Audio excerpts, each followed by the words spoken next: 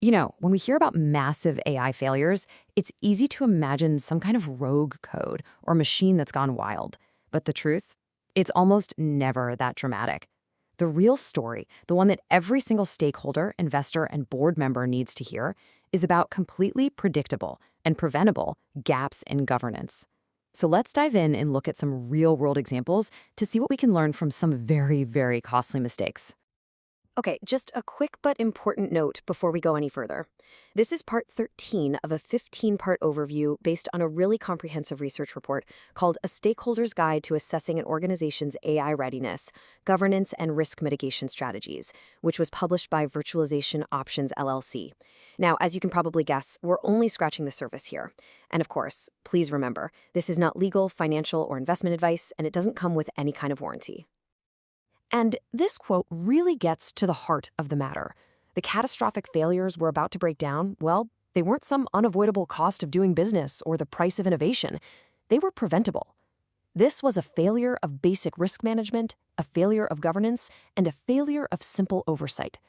These are cautionary tales with a very clear message for anyone who has a stake in an organization's future.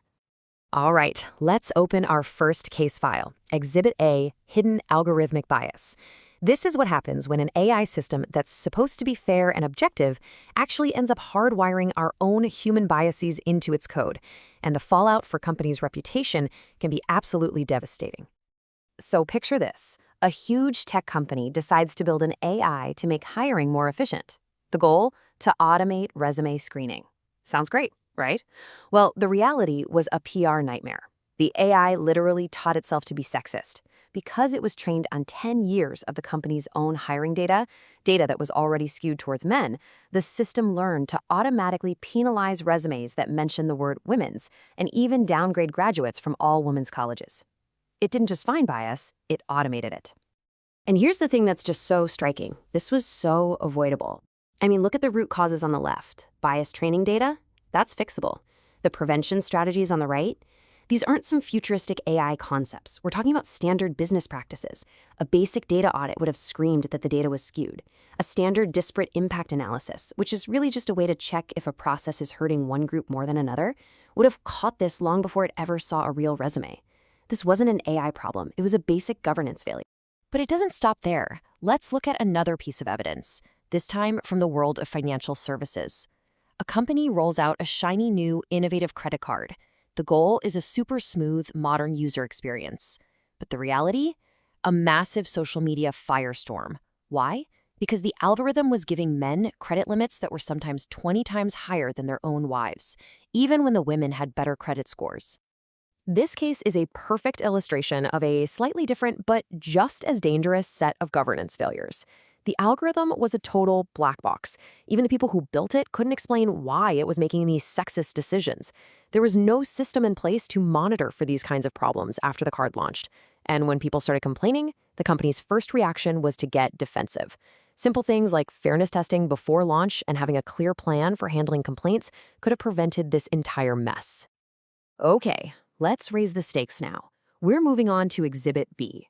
We're going beyond reputational damage and into the world of automation failure, where the consequences aren't just measured in bad press, but in billions of dollars and, tragically, in human lives.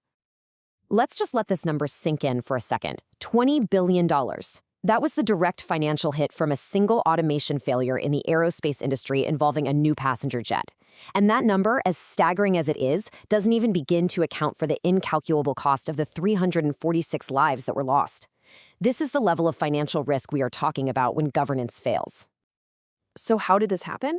Well, it was a cascade of errors, a perfect storm. It all started with a critical flight control system that was designed to rely on a single sensor. That's a huge red flag, a classic single point of failure. Then, this system was given the power to override the pilots without even giving them a clear warning. And maybe worst of all, the pilots weren't even properly told about the system or how it worked. So when that one sensor failed, it triggered a chain reaction that the pilots couldn't stop, leading to a total loss of control. But you see, that technical glitch was just a symptom. The real problem was systemic. It was a culture that prioritized schedules and cost-cutting over safety. Pilot training was glossed over. Regulatory oversight was weak. You had a situation where the entire organization, from the top down, was pushing for speed instead of rigor. This wasn't a technology failure, this was a catastrophic failure of leadership, culture, and governance. So, we've looked at biased hiring tools, discriminatory credit cards, and fatal aviation failures. They seem pretty different, right? But if you step back and look closely, you start to see the same patterns emerging over and over again. So what are those common threads that every investor, regulator, and board member needs to learn how to spot?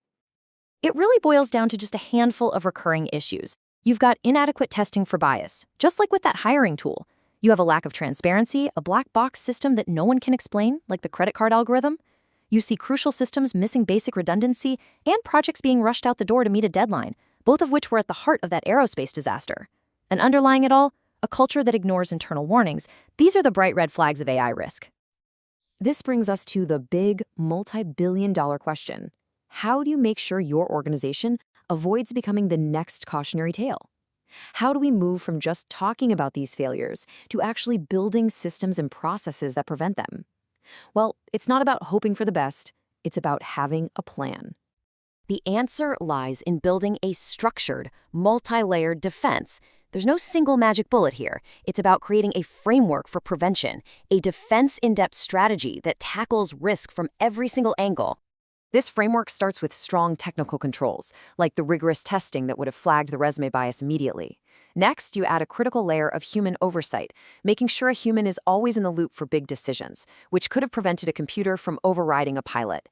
Then you build on a solid foundation of governance and accountability, where the board makes it crystal clear that safety and ethics come before speed.